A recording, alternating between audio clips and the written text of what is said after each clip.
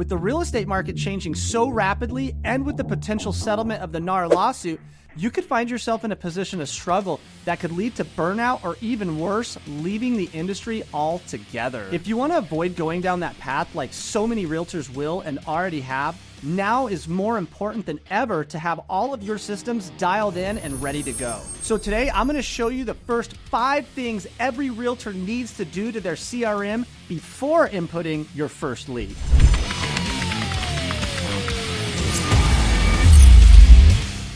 What's up, guys? I'm Adam Gillespie, and I help realtors like you level up their business by the responsible and ethical use of AI and proper utilization of their CRM. Make sure to hit subscribe and ring that notification bell so that way you don't miss out on a beat. So let's go ahead and jam out. So whether you're brand new to your CRM or you're just switching systems, before you even input your first lead, the thing that you're going to want to do is build out your custom campaigns and automations. Automations are extremely important in a CRM situation, and you want to make sure that you have these set up, because what good is a lead inside your CRM if it has no automations and nothing's happening to it? It just becomes a glorified Rolodex that you spend a bunch of money on every month that doesn't work for you. So what things do we need to automate? Well, we want to automate the initial messages that go out. So that way, when a lead comes in through whatever source you have it coming from, whether it's Facebook, Google, or even an open house, you want to make sure that you're automating that initial reach out, whether that's an automated text, an automated email, or both.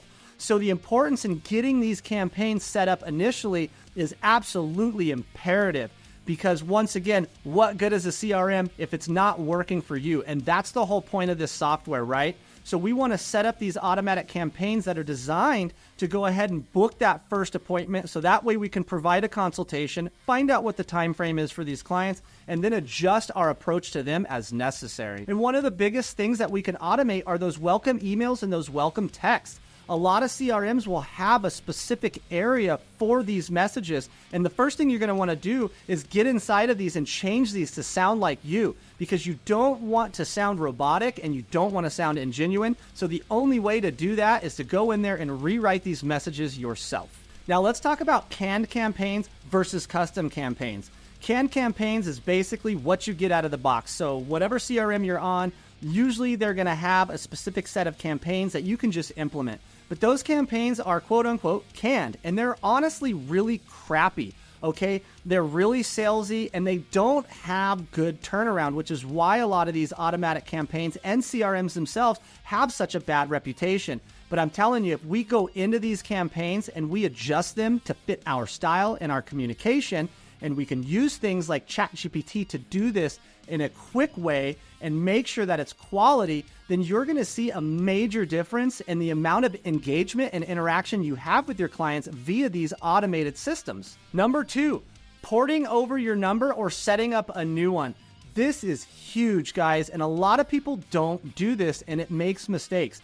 You want to have a specific number for your CRM that's separate from your cell phone number. And there's multiple reasons for this, okay? Number 1, first and foremost, your CRM may be able to record the calls that are coming in on this specific number, okay? So if you're just giving out your cell phone number and your leads are calling you on your cell phone, then you're missing out on your CRM capturing that conversation, summarizing it for you, and making it easier for you to remember what these interactions were with our clients.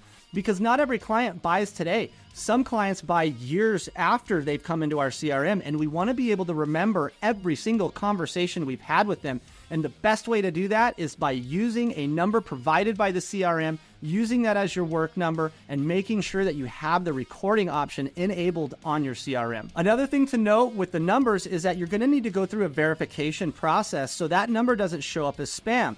And you can do this in a number of ways. The most common is directly through the CRM itself. Usually they're going to have a verification option there, or you can call support and tell them that you want that number verified and in your name. So that way, when it's ringing to the clients, it actually shows up with your name and it doesn't come up as spam or an unknown number. Sometimes your CRM may even require you to have that number ported through companies like Twilio.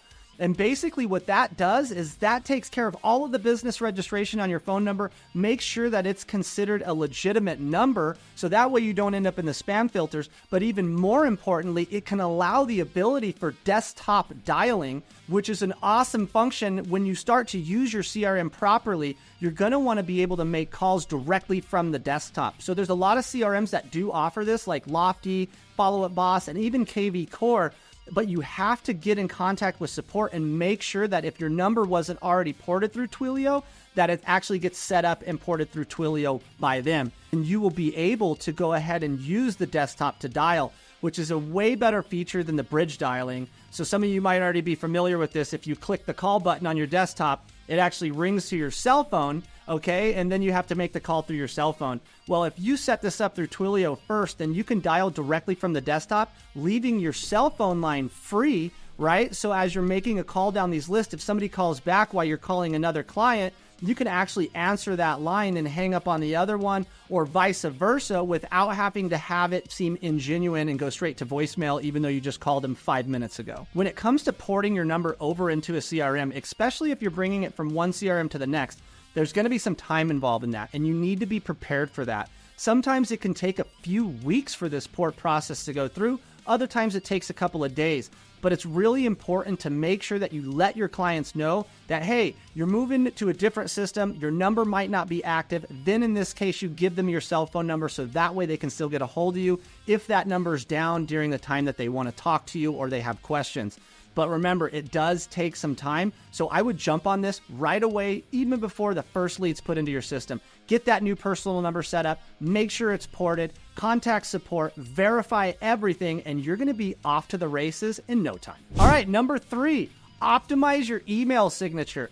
Don't just copy and paste your Gmail signature into the email signature into your CRM, and definitely under no circumstances use a JPEG or a PNG image as your email signature. And I'll tell you why right now.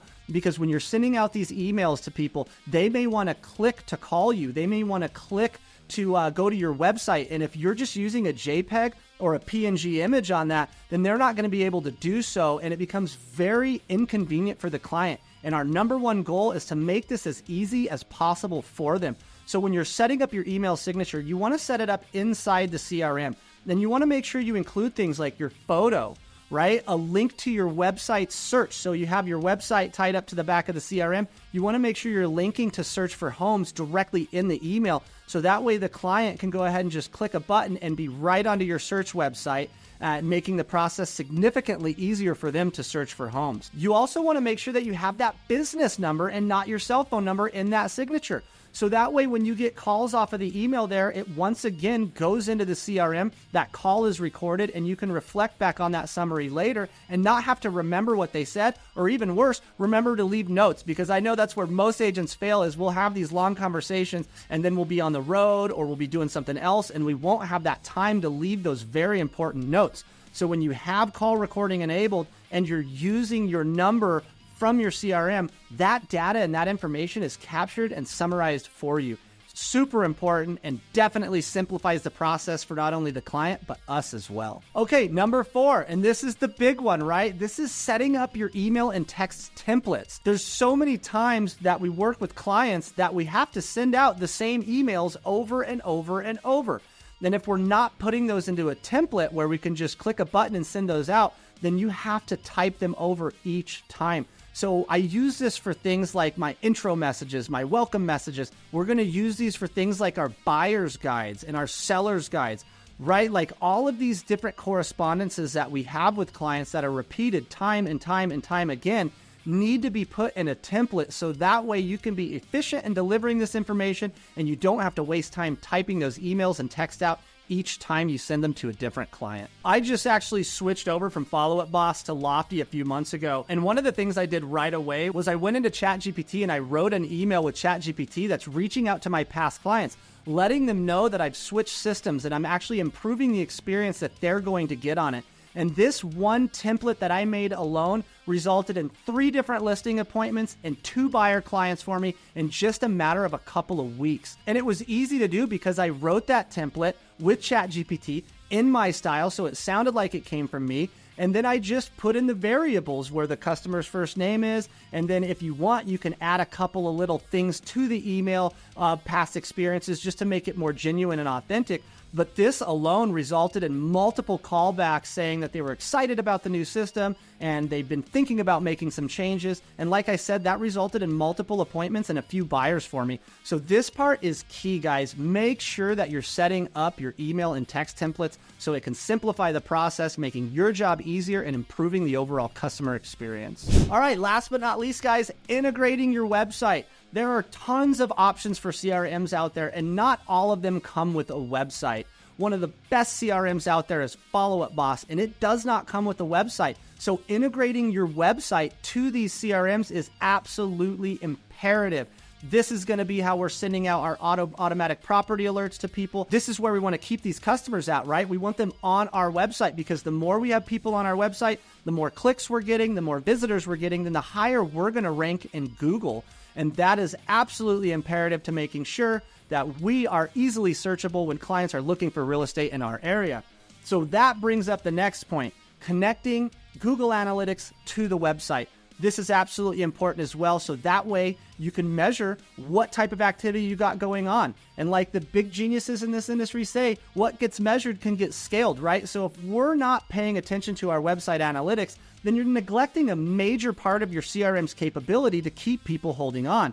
So measure those analytics, make sure you're connected to Google, and you'll be off to the races. So once you have a fully functional CRM set up with all of the things we talked about today, and you have your IDX website plugged in, you are now ready to start importing leads into a system that can actually nurture them, because that's the overall goal for these CRMs, guys, is it's the client journey. Not everybody's ready to buy right away. So we need to make sure that we have these nurture plans, these automations in place, so that way we can just keep adding clients, going out and meeting new clients, bringing them into the CRM. And that initial phase of them going in there is completely automated, making the process smooth, engaging, and enjoyable for not only you, but most importantly, the clients.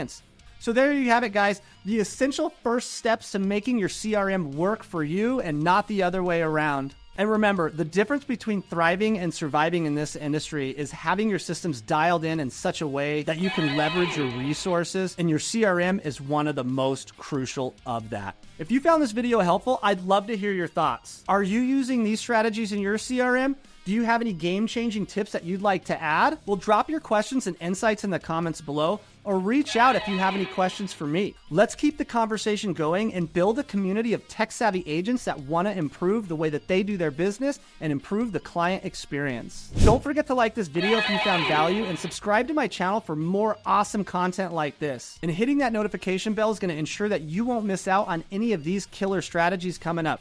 Hope you enjoyed this video, and we'll see you next time.